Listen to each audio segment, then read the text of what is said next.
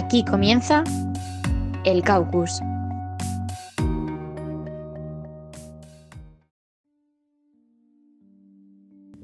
Así es, bienvenidos y bienvenidas al 14º programa del Caucus.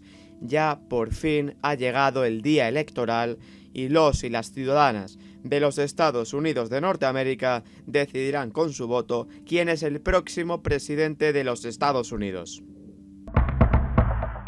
El programa de hoy es un programa realmente especial, pues hoy es la previa de este martes 3 de noviembre y para ello he contado con dos personas que ya han pasado por los micrófonos del Caucus anteriormente.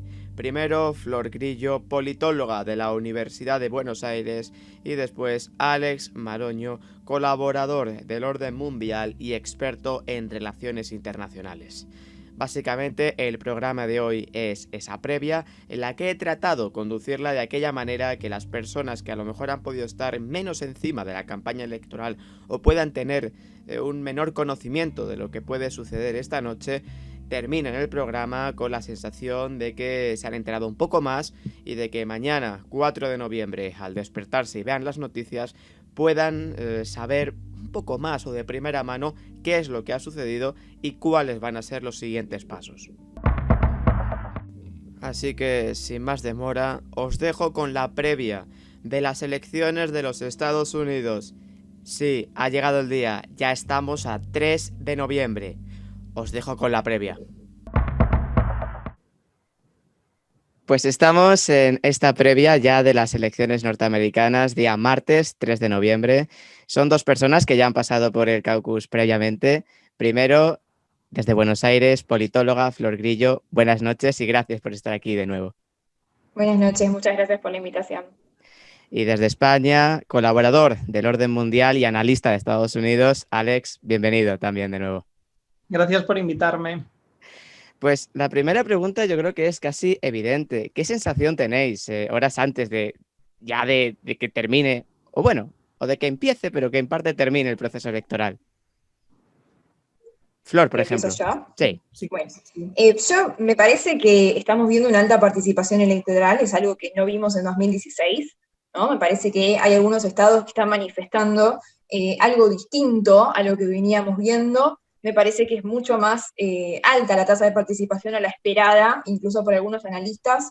Esto me parece que puede favorecer a los demócratas en algún sentido, porque los que más se están acercando a votar son los latinos y los afroamericanos, una comunidad que ha sido muy golpeada este año por la pandemia y por la crisis económica. Entonces me parece que eso va a ser importante de cara al 3 de noviembre. Y sobre todo entender que, por ejemplo, en estos últimos días el presidente Trump cambió un poco la estrategia de campaña y adoptó la estrategia de hacer más campaña en distintos lugares, no tanto como los demócratas en las grandes, digamos, ciudades, ¿no? En las grandes urbes de los distintos estados, sino que está apostando a lo mismo que en 2016, algo que no venía haciendo en el resto de la campaña, sino que está haciendo campaña en pequeños pueblos, ¿no? Aquellos que dieron la victoria y lo llevaron a la Casa Blanca. Esto me parece como algo bastante interesante.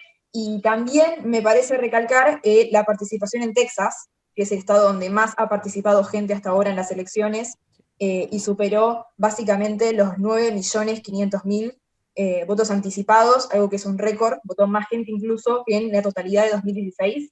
Esto me parece muy importante, sobre todo entender, ¿no?, la importancia que tiene Texas en esta elección, que se ha convertido en un swing state, un estado que se disputa también con los demócratas. Eso me parecen como las principales cosas más importantes. Totalmente. ¿Alex? Sí, yo estoy bastante de acuerdo con lo que dices y de hecho me apunté algunos datos que me llamaron bastante la atención a la hora de hablar de este voto anticipado, que, bueno, esto lo hice por la mañana y encontré que eran más de 85 millones de personas. Creo que la cifra ya se acerca a los 90 millones y ya no solo es Texas, o sea, Texas ya ha superado el total de votos de 2016 y también el estado de Hawái. Y luego hay muchísimos otros estados que se acercan a una totalidad. Antes estaba mirando Twitter y los últimos datos de Georgia creo que eran cerca del 96% del total de 2016. Totalmente. Y luego otros como Florida o Carolina del Norte o Arizona, que también son muy importantes en esta elección, ya superan el 80%. Y como bien dices, creo que esto va a favorecer a los demócratas. porque bueno, sí que es cierto que estamos en una pandemia que afecta a todos los votantes independientemente de la ideología, pero había un estudio del Pew Research Center que se hizo hace poquito que decía que tan solo el 20% de los demócratas votaría presencialmente el día de las elecciones, mientras que en el caso de los republicanos este porcentaje asciende hasta el 50%, por lo que esta alta participación previa a las elecciones podríamos decir que en cierto modo sí que favorece a los demócratas y a Joe Biden. Y una cosa que se está repitiendo mucho últimamente, que es que afloran los fantasmas de 2016, porque es verdad que las encuestas daban como favorita a Hillary, no por tanto margen como ahora, pero la daban como favorita y Trump le dio la vuelta sobre todo en los estados bisagra. ¿Creéis realmente que puede volver a suceder en esta edición? Yo personalmente creo que no.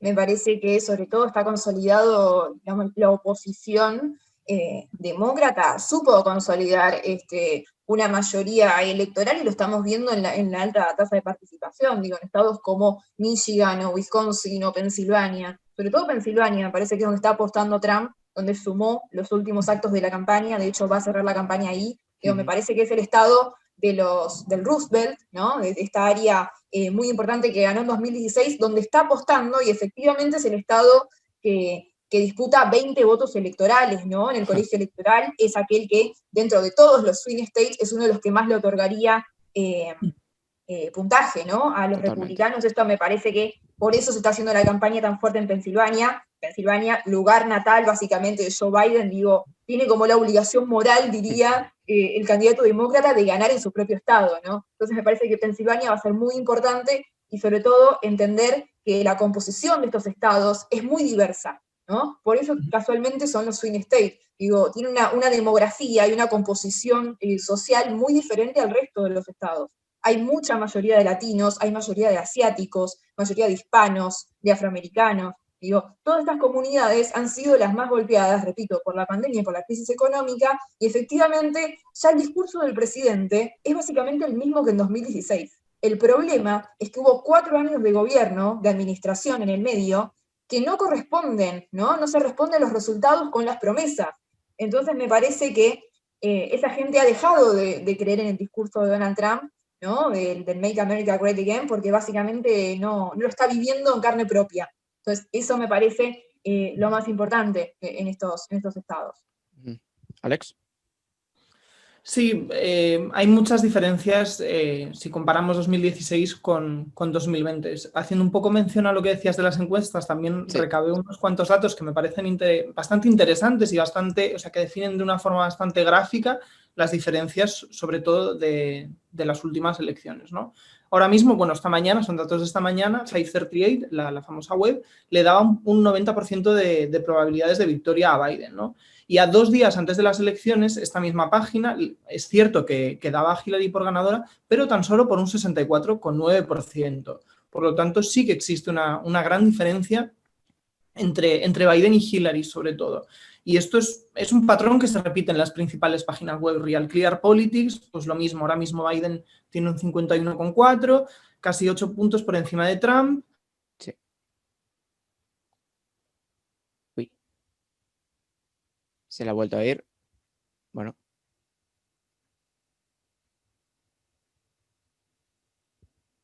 Vale, no pasa nada.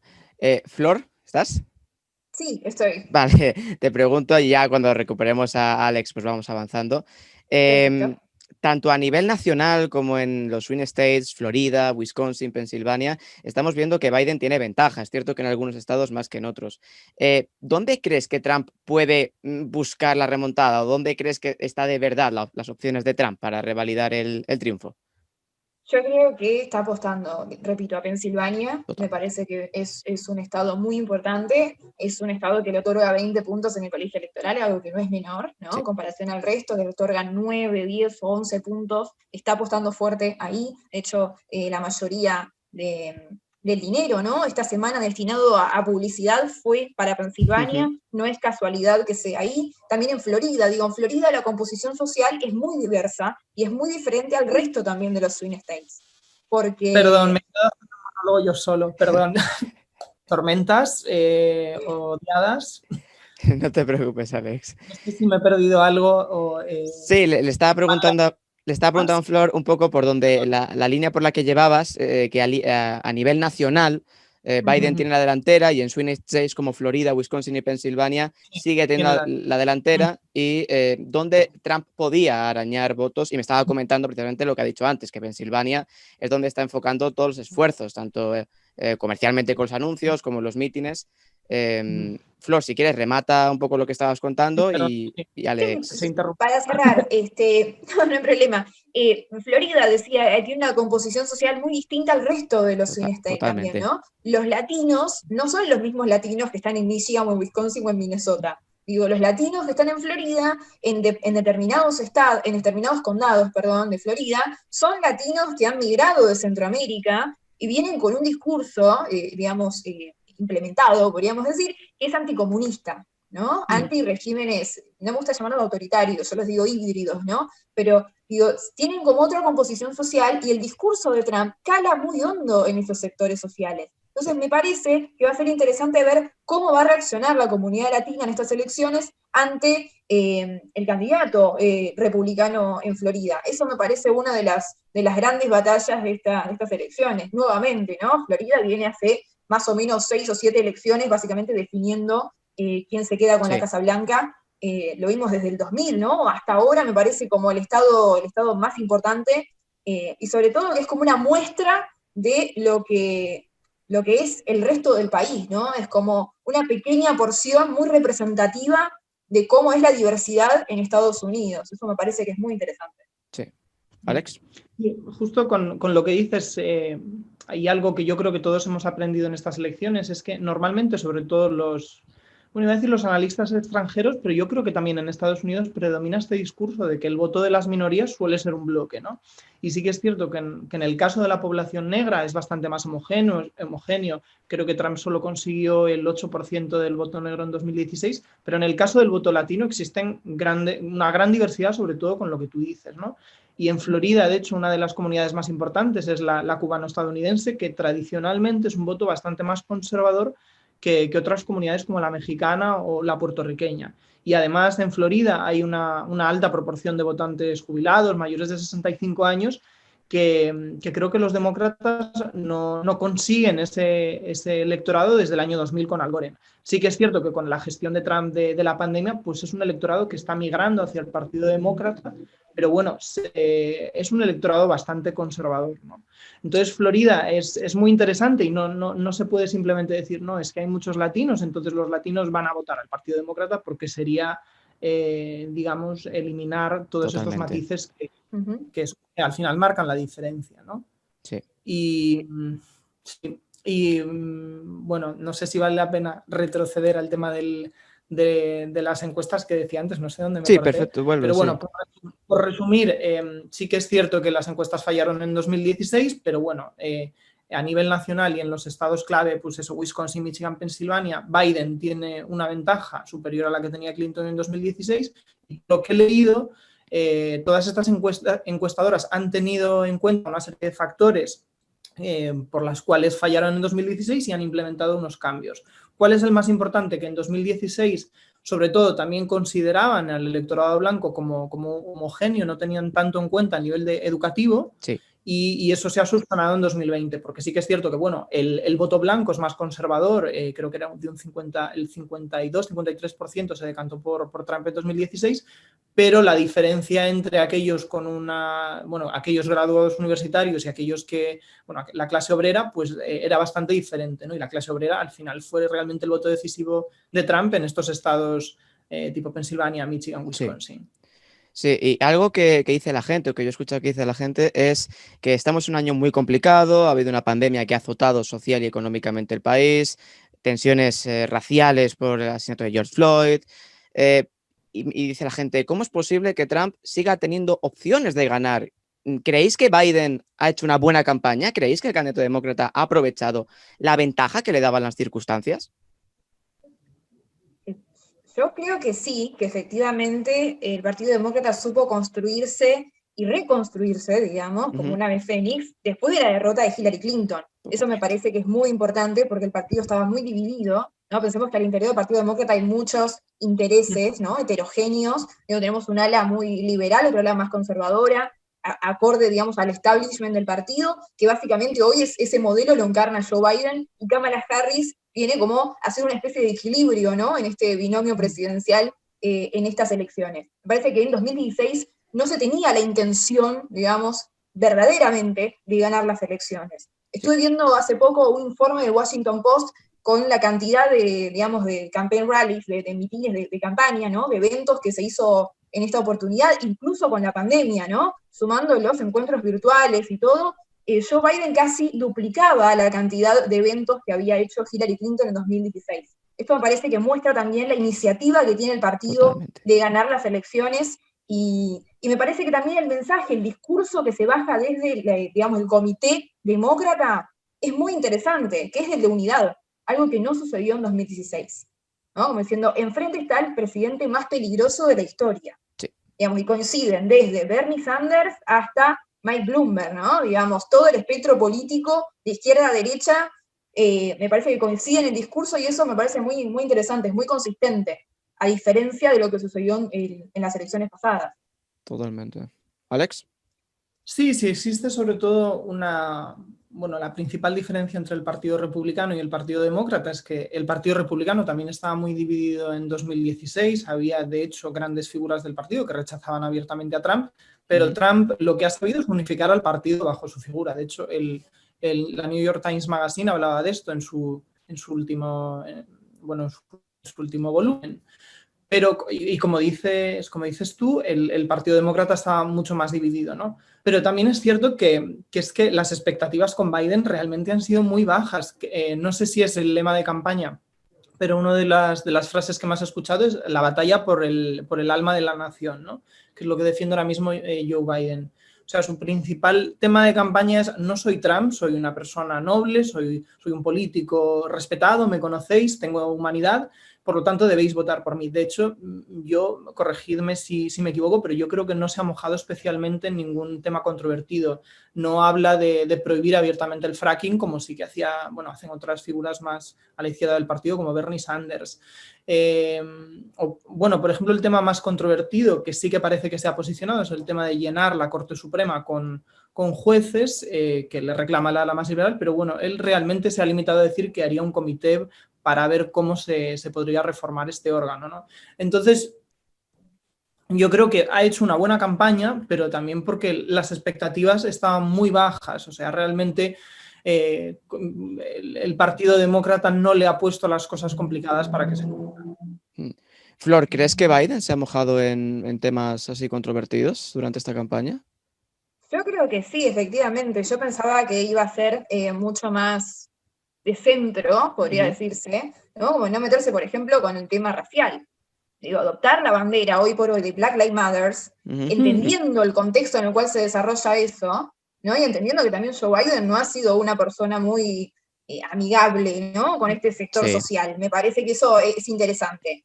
Y teniendo ese discurso, ¿no?, también en un contexto donde se desarrollan un montón de protestas y que el presidente abiertamente trata a esos manifestantes de traidores, de comunistas, etcétera, me parece que es posicionarse y es también un modo de polarizar. Ahora, no sería lo mismo si hubiese sido el candidato demócrata Bernie Sanders. Digo, ¿cuál hubiese sido el discurso de Trump si Bernie Sanders era efectivamente el candidato? Digo, ahí sí podría encajar un poco más este fantasma, ¿no?, o comunista socialista, encarnación de Fidel Castro, que intenta hacer con Joe Biden, hubiese sido un poco más acorde, ¿no?, con Bernie Sanders. Ahora, con Joe Biden ese discurso no le sirve, porque sabe que no es así. Entonces digo, eso termina básicamente consolidando un solo núcleo duro del presidente, que es entre un 25 y un 30% de la población, y termina alejando a los independientes. Digo, es algo que se vio en el primer debate, por ejemplo, ¿no? Fue un caos. Y todos los boca de urna empezaron a darle mal a Trump. Y después vimos cómo cambió rotundamente de postura, ¿no? En el segundo debate era otra persona. Entonces digo, eso también se corresponde a un momento político y la estrategia del presidente, sobre todo después de contraer el coronavirus, digo, con todo lo que eso implicó para Estados Unidos y para el liderazgo del presidente. Se había puesto en cuestión la propia capacidad del presidente de gobernar. Digo, teníamos todos los ojos puestos en un vicepresidente completamente débil y desdibujado. Entonces, me parece que Donald Trump supo entender ese pequeño cambio luego del primer debate y adoptó otra forma. Y Joe Biden hizo lo mismo. Empezó a radicalizarse de a poco. Pero no se puede, digamos, alejar mucho de ese centro porque termina perdiendo al votante medio del Partido Demócrata que quizás no quiere tanto liberalismo, Claro, ¿no? Dentro sí. del partido. Está en una posición un poco incómoda. Donald Trump la tiene más fácil hoy por hoy. Puede decir lo que quiera porque el partido básicamente está a su merced. Alex, ¿algo que aportar? No, hombre, yo creo que ahí sí que discrepo un poco, sobre todo con el tema de Black Lives Matter. Yo creo que tampoco ha sido extremadamente radical. No estoy seguro, pero creo que la aprobación del movimiento roza el 50% de la población, entonces tampoco, o sea, sí que es una posición, evidentemente antagoniza con Trump, pero bueno, también él ha enfatizado mucho que sobre todo no, o sea, cree que el tema de la violencia policial son las manzanas podridas, ¿no? Que no sé hasta qué punto ha hablado, la verdad es que desconozco ahora mismo su posición con respecto a la reforma policial, pero hasta donde yo sé no habla, por ejemplo, de, ¿cómo se dice? Defund, de quitarle fondos a la policía, como sí que hablan otras figuras más a la izquierda del partido.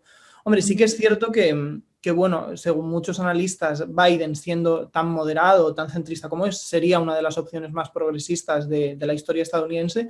Pero bueno, creo que tal y como están las cosas, sí que estoy de acuerdo contigo, que está en una posición bastante complicada, porque al final tiene que aunar posturas más moderadas y no desmovilizar al votante más progresista. Pero bueno, creo que se mueve en unas posiciones que le resultan bastante cómodas, que tampoco ha tomado... Efectivamente. Sí, tampoco ha tomado... O sea, la opción más cómoda, por ejemplo, con el tema de la Corte Suprema sería decir, voy a añadir 5 jueces o 10 jueces progresistas, lo cual tampoco pues probablemente jugaría en su contra, pero bueno, realmente yo creo que ha utilizado una campaña de bastante bajo nivel, sobre todo en comparación con la campaña más histriónica que caracteriza a Trump. También algo que me ha llamado la atención es que al principio de los datos electorales, o cuando empezaban a salir los datos electorales, se hablaba ya de lo que iba a influir el coronavirus, la alta participación, etcétera. No se sabía si iba a ayudar a Trump por ese efecto llamada, por así decirlo, de quieren que me echen, entonces votamos en masa. Ya podemos asegurar que una alta participación beneficia a Biden. Hombre, yo creo que ahora mismo no tengo las encuestas del voto anticipado en los estados clave. Yo creo que en principio el análisis este que mencioné antes del Pew Research Center muestra que los votantes demócratas son más proclives a utilizar este tipo de votación por adelantado. Pero bueno, tampoco cantaría victoria de forma anticipada. Al final la pandemia afecta independientemente de tu ideología. Por lo tanto, creo que es un poco temprano para que los demócratas canten victoria con esta alta participación temprana. ¿Flor? Sí, yo estoy de acuerdo. Me parece que es muy pronto para dar un resultado. Digo, podemos hablar de los bocas de urna o de las distintas encuestas, pero repito, en 2016 habían fallado también por distintas cuestiones, por la metodología, ¿no? Vaya a ser el tema que sea, pero me parece que es interesante ver cómo los demócratas se han comprometido con el voto por correo y el voto anticipado. Me parece que es interesante, ¿no? Destacar los números que básicamente duplican la devolución de boletas al correo por parte de las personas que se inscribieron bajo la insignia demócrata contra la republicana. Pero entendiendo que los republicanos apuestan al voto por, digamos, personal, me parece que es muy temprano para decir efectivamente ganó el Partido Demócrata. Me parece que habría que esperar anoche el 3 de noviembre. Incluso yo no soy muy positiva al respecto, no creo que tengamos un resultado concreto. Yo tampoco. Va a ser muy complicado, ¿no? Contar todos los votos de esta manera. Hoy estuve viendo una resolución que había sacado un juez en Washington, D.C., diciendo que van a tener que apostar, digamos, a poner más dinero para poder ayudar a estos estados, sobre todo los swing states, a que puedan contabilizar de manera más rápida y poder tener un resultado en la primera semana después de la elección. O sea, ese es el panorama que nos da Washington. Entonces, el 3 de noviembre yo no creo que tengamos un resultado concreto. Sí, precisamente ese iba a ser mi siguiente tema respecto a la noche electoral es complicado que veamos un vencedor claro, pero es cierto que, corregidme si me equivoco, en Florida ya el voto anticipado se contabiliza o se tabula antes de que sean las elecciones, por lo que tendremos el resultado de Florida en la noche del 3 de noviembre contando el voto anticipado. ¿Creéis que nos servirá como buena vara de medir para ver por dónde pueden ir el resto de tiros? Hombre, ahora mismo no. Creo que según 538, bueno, Florida era uno de los principales tipping points. Creo que el primero era Pensilvania, pero bueno, Florida está entre los primeros. Y sí que es cierto que leí que si el voto en Florida se cuenta de forma rápida, porque además es un estado que al estar en la costa este es donde los colegios electorales cierran antes, entonces Claro. el recuento empieza antes. Entonces sí que es cierto que si tenemos un claro vencedor en Florida por una mayoría considerable, sí que es cierto que, bueno, Biden lo tiene mucho más fácil para cantar victoria. Trump, yo creo que la estrategia que intentará seguir es que, de hecho, leí en Axios que era un escenario bastante plausible, es que, bueno, al final con los votos físicos la noche del 3 de noviembre, Trump pueda ser considerado triunfador, Trump cante victoria, que yo creo que es lo que al final quiere, pero conforme pasan los días y se recuentan todas estas votaciones anticipadas, pues finalmente Biden gana por una mayoría más o menos amplia y Trump tache este recuento de fraudulento, ¿no? Entonces sí que es cierto que esto a Trump le costaría mucho más si Biden gana con una mayoría más o menos considerable en Florida la noche de las elecciones. Perdón, yo como tú tampoco tengo 100% claro que tengamos un vencedor esa noche, pero sí que es cierto que el tema de Florida marcará la diferencia. Si hay un claro ganador, pues todo será mucho más fácil. ¿Flor? Sí, opino lo mismo. Me parece que vamos a tener que esperar a la primera semana después de la elección. No creo que haya un resultado concreto. Además, con la dificultad, ¿no? Digamos, que tiene contabilizar y que lleguen todos los votos efectivamente la noche del 3 de noviembre, entendiendo que hay algunos estados que no cuentan con el voto Claro. anticipado, me parece que va a ser un poco utópico, ¿no?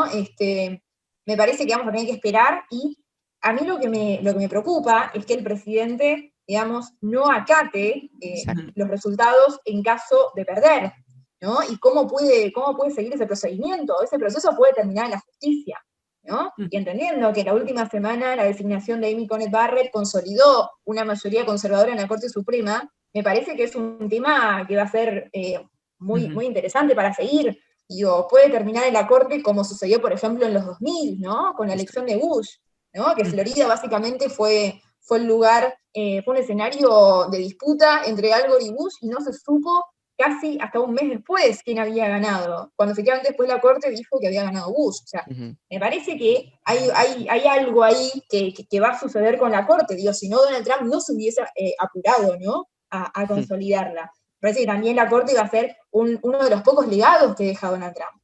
Porque en cuanto a políticas públicas y eso no hay nada concreto, ¿no? Totalmente, Más sí, que totalmente. antagonismo, ¿no? Y polarización, digamos, desde el discurso con la administración de Obama. No hay nada concreto. Me Totalmente. parece que el legado de la Corte, y entendiendo que es vitalicio, y que la única forma de revertirlo va a ser ampliar la Corte, necesitan el Senado los demócratas.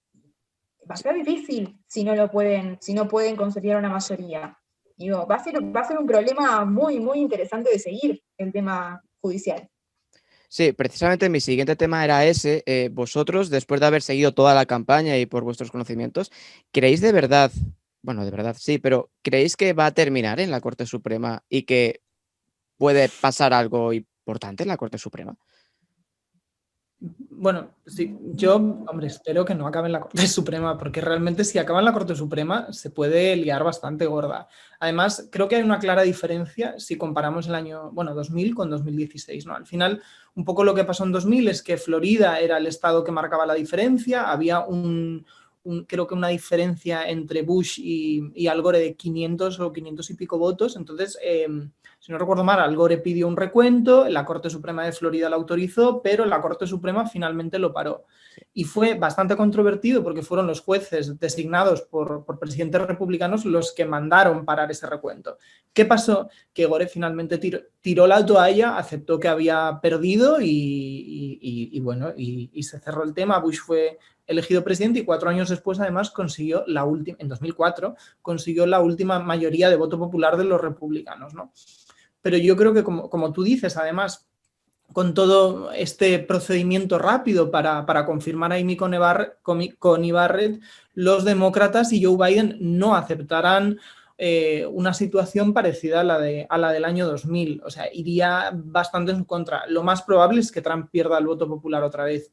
A lo mejor voy a decir una barbaridad, pero yo, al menos en la historia reciente, no recuerdo ningún presidente que haya sido elegido 2 veces, o sea, que haya conseguido la reelección y no haya conseguido una mayoría del voto popular, al menos en la segunda vez. Por lo tanto, si Trump pierde el voto popular, si los resultados no están muy claros, si el tema va a la Corte Suprema y encima se decide que Trump es presidente gracias a los votos de jueces designados por Trump, que además son 3, o sea, Amy Coney Barrett más otros 2, pues yo creo que si no es Joe Biden, muchos estados lo tendrán muy difícil para aceptar ese resultado y habría un grave problema. Así que yo tengo esperanza y deseo que gane quien gane, se elija por una mayoría popular, bueno, por una mayoría electoral de votos electorales en este caso, pero que no se tenga que recurrir a la Corte Suprema. ¿Flor? Sí, coincido completamente. Me parece que va a ser muy importante ver cómo sigue esto y efectivamente yo creo que depende del presidente, ¿no? De la postura que adopte la noche del 3 de noviembre. Digamos, tiene en sus manos el poder para tener a la ciudadanía en la calle pidiendo justicia, básicamente, y que se aclare la situación electoral y entendiendo que están surgiendo muchos movimientos también bastante peligrosos, ¿no? Digo, tenemos, por ejemplo, en Portland todavía hay protestas y se han dado situaciones muy controversiales entre los Proud Boys y las Black Militias. Digo, esto se puede trasladar a Washington tranquilamente. De hecho, en esta semana estuve viendo, tengo algunos colegas allá que me estaban contando que todos los locales, los centros comerciales que están en Washington, se están preparando básicamente para una noche de terror el 3 de noviembre y están cerrando todo. Me parece que es como una iniciativa que está tomando también Washington de protegerse. Me parece que puede efectivamente suceder algo, digo, protestas, manifestaciones, no digo guerra civil porque he leído cualquier cosa esta semana. Es cierto, sí. Me parece que es muy exagerado, pero efectivamente, ¿no? Entendiendo estos movimientos y que el presidente no ha condenado al supremacismo blanco, digo, en reiteradas oportunidades se le ha preguntado y no lo ha hecho, estos grupos están envalentonados, están radicalizados. Y del otro lado, también. Entonces, es un caldo de cultivo muy peligroso.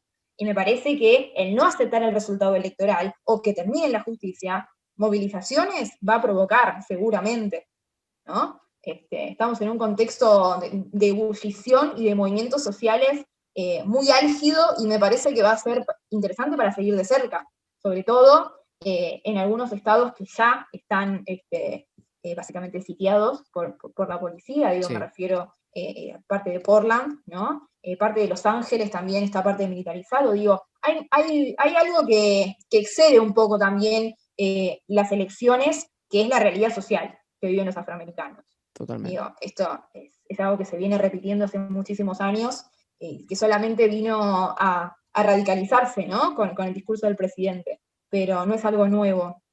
Pero bueno, el discurso del presidente la noche del 3 de noviembre va a ser clave para ver si la calle va a terminar siendo algo peligroso, como lo que ya hemos visto en mayo y en junio, totalmente, ¿no? Con las protestas, sí. O si va a ser pacífico. Depende del presidente. Hay que ver su postura. Y además... perdón, sí. Dale, Alex. Sí. No, nada.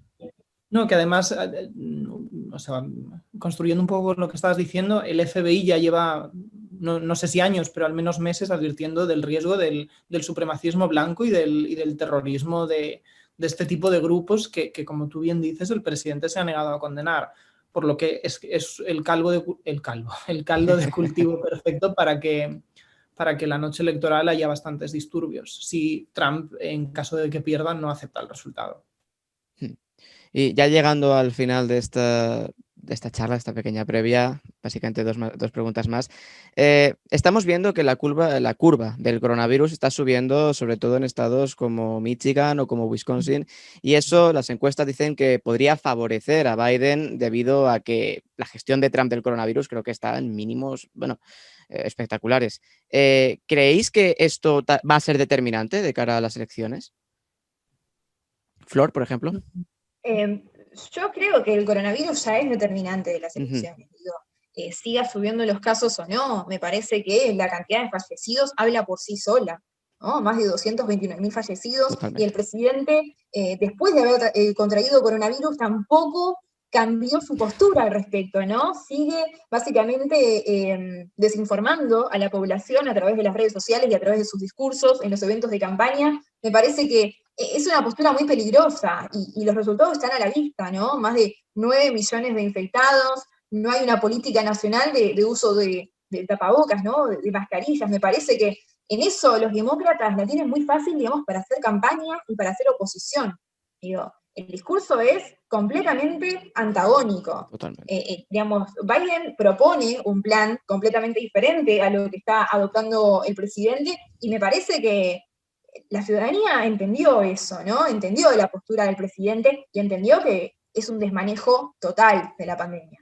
Se está lavando las manos Donald Trump, Ujú. incluso después de haber contraído coronavirus. Y a mí me parece me indigna, podría decir, la campaña de desinformación que hay. Es Ujú. impresionante. Todas las, digamos, no solo las campañas de desinformación, sino las teorías conspirativas alrededor de eso, ¿no? Y el uso político que le da el presidente al coronavirus. Me parece que la ciudadanía ya entendió eso. Entiende que no es una construcción de China, Ujú. vamos a llamarlo virus chino. Digo, hay toda una retórica detrás de todo eso que me parece que es muy peligrosa. Y la ciudadanía me parece que está cansada y está indignada. Mm. Esa es mi opinión. Alex. Sí, long story short, a ver si te da tiempo a hacer la última pregunta. Trump quiere poner el foco de la campaña de su reelección en la economía, que además parece que estaba despegando según los últimos datos, Ujú. aunque está por debajo del 2019. Estos brotes lo que hacen es poner otra vez el foco del coronavirus en la campaña, y eso le perjudica porque no la ha gestionado de forma satisfactoria. Mm. Y ya para terminar, yo intento poner un poco en la piel de aquella persona que a lo mejor no ha seguido tanto la campaña o que pues no le interesa mucho, pero el día siguiente, el día 4 de noviembre, va a ver el móvil, va a ver cualquier medio digital y va a ver el resultado. ¿En qué se A tiene ver. que fijar una persona que no... El titular de Trump diciendo he ganado no sirve en esta ocasión, no sirve como titular del 4 de noviembre. ¿En qué se tiene que fijar una persona así? Pues ¿Qué es que pregunta? es muy complicado esto. Es que depende de muchos factores. Hombre, si Trump dice ganado y realmente ha ganado por un amplio margen que ni siquiera contando el voto anticipado se podría superar, pues Trump ha ganado. Yo creo que hacer lecturas prematuras, o sea, que el 4 de noviembre tengamos un titular 100% claro, va a ser mucho más difícil que en otras ocasiones. Por lo tanto, diría que a mi madre o a mi padre que no miraran, o sea, que no tomaran las noticias de los días 4, 5, 6 como si fueran oro en paño, que esperaran un poco y que vamos a ver qué pasa. Flor. Sí, coincido completamente. Me parece que hay que ser muy cautelosos con la información y sobre todo esperar, ¿no? Va a ser un conteo para mí muy largo, y entendiendo que está muy polarizada la elección, sobre todo en algunos estados como Florida, repito, donde hace muchas elecciones que el candidato que gana lo hace por un 1.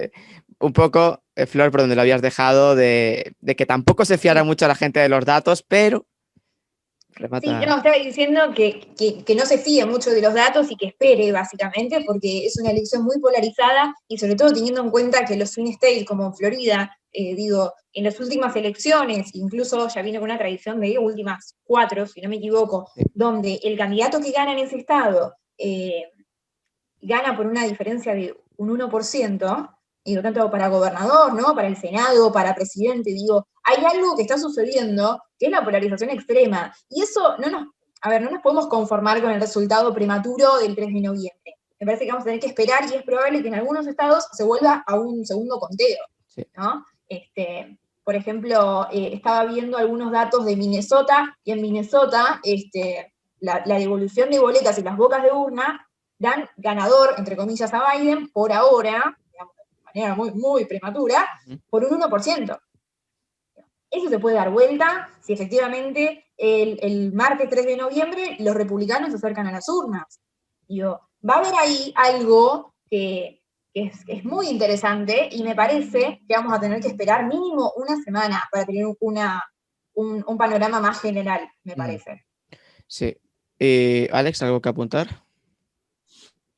Sí, no sé cómo irá el tema del recuento en caso de que sea necesario, porque bueno, en 2000 acabó como acabó, así que a ver qué ocurre. Hombre, yo sí, ojalá tener al presidente que sea antes de una semana, porque yo creo que conforme pasen los días se va a potenciar el riesgo de una violencia callejera. Pero bueno, sí que es cierto que yo veo bastante complicado que tengamos un presidente en la noche del 3. Pero a ver qué pasa. A ver qué pasa y a ver si sí. hay que recurrir a los conteos y a esperar. Sí. Y ya para finalizar, después de toda esta previa, después de una jornada, de una campaña electoral muy larga y muy agotadora, me gustaría preguntaros por vosotros. Sé que Flor ha estado en muchos congresos últimamente online, que ha estado en la radio, que el martes va a tener una previa, también creo que un canal de YouTube, corrígeme si me equivoco. Alex tiene la newsletter se me ha olvidado el nombre. Ayúdame. El orden mundial. Sí, bueno, del orden mundial, pero me refiero del nombre. Bueno, da igual. Sí, me ha ido. Pues os quería preguntar un poco a vosotros de cómo vais a vivir la noche electoral y cómo ha sido para vosotros los últimos meses, porque sé de buena mano que ha sido agotador, es poco, se queda corto. Por lo que empieza Flor, por ejemplo.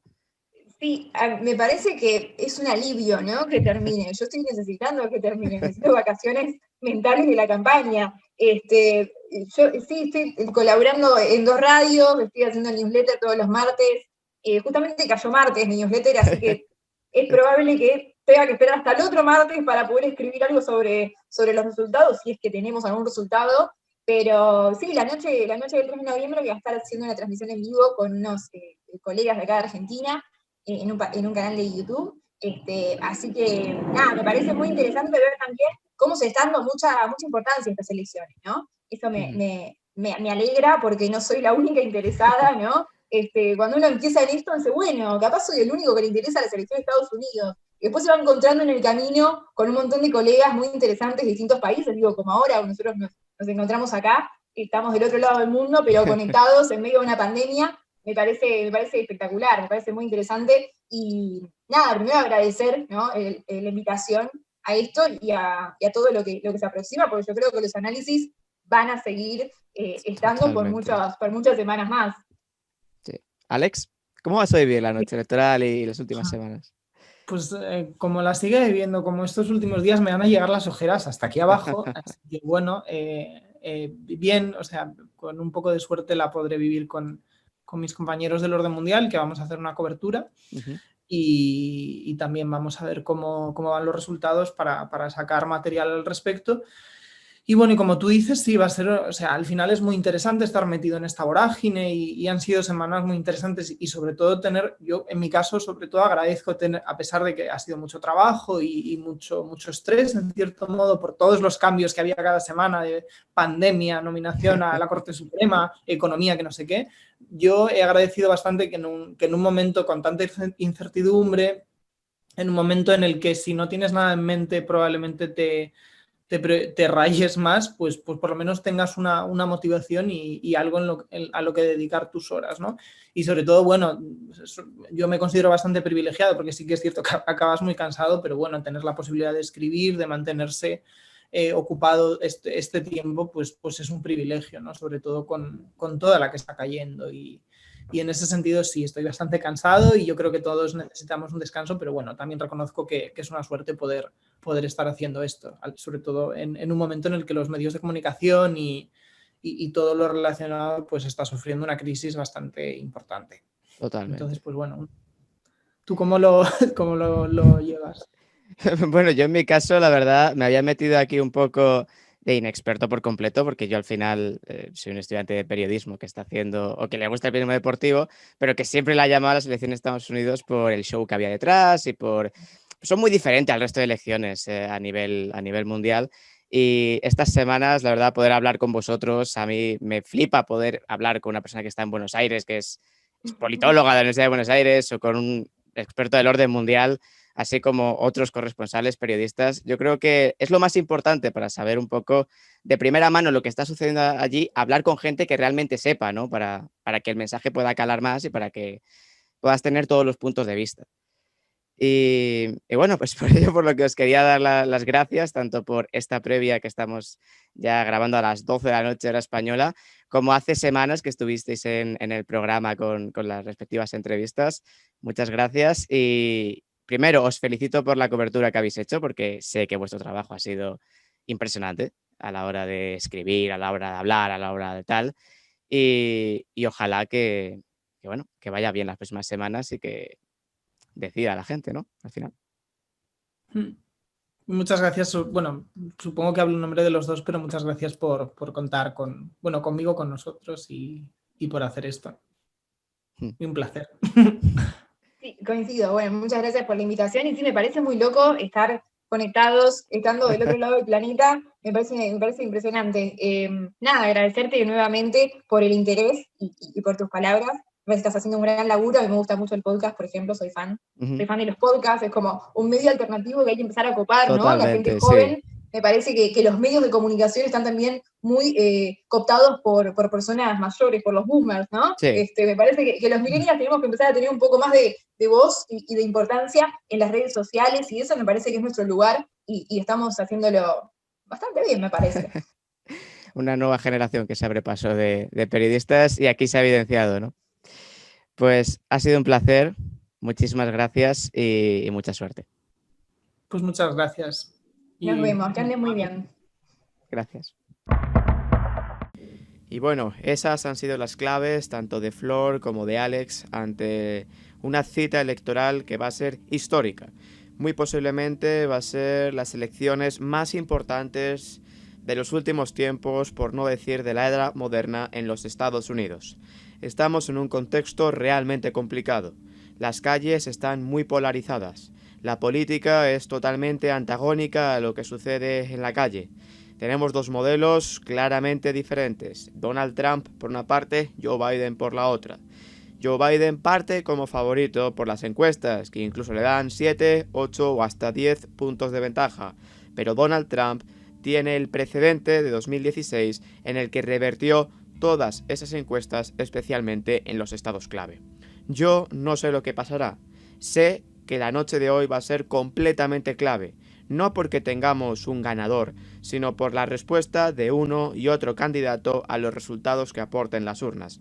Hay que contar con que el voto por correo no se va a contabilizar esta noche, al menos en la mayor parte del país. Es cierto que en estados como Florida o como Carolina del Norte sí que se podrá tabular una gran parte de ese voto por correo. ¿Cualquiera de los dos candidatos será capaz de proclamarse vencedor esta noche? No. Legalmente no, porque faltará el voto por correo, que va a ser de récord, bueno, ya lo está siendo. Pero lo que suceda esta noche va a devenir el futuro, tanto de la calle como de la política en Estados Unidos. No sé cómo terminarán las elecciones, no sé cuándo terminarán las elecciones, no sé, como comentamos en la previa, si terminaremos en la Corte Suprema. Lo único que sé es que esto es la democracia. Los y las ciudadanas de los Estados Unidos de Norteamérica tienen que decidir con su voto, y es por eso por lo que mañana, aquí, 4 de noviembre, será el último programa normal, regular del Caucus comentando los resultados. Que gane la democracia y que la gente decida con su voto. Bueno, y como siempre, muchísimas gracias por haber escuchado este programa, en concreto este programa tan especial, ya es la 14ª semana, la previa de las elecciones de esta noche. Nos podéis seguir en @trijournal, tanto en Twitter como en Instagram, y también en Instagram @distrito51revista. Por supuesto, gracias a Kevin MacLeod, que sus canciones son las que están sonando aquí bajo dominio público. Ya es el momento de votar, es el momento de depositar las papeletas en las urnas. Que gane el mejor. Nos vemos mañana. Suerte.